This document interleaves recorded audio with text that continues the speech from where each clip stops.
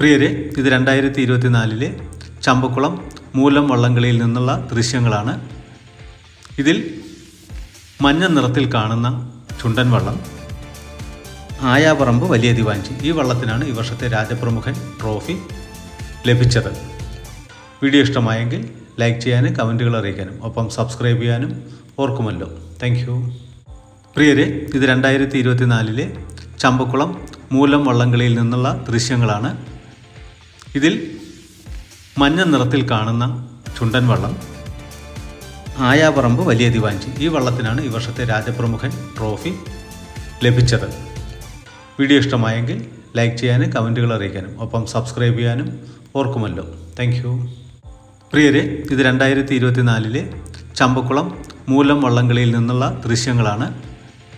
ഇതിൽ മഞ്ഞ നിറത്തിൽ കാണുന്ന ചുണ്ടൻ വള്ളം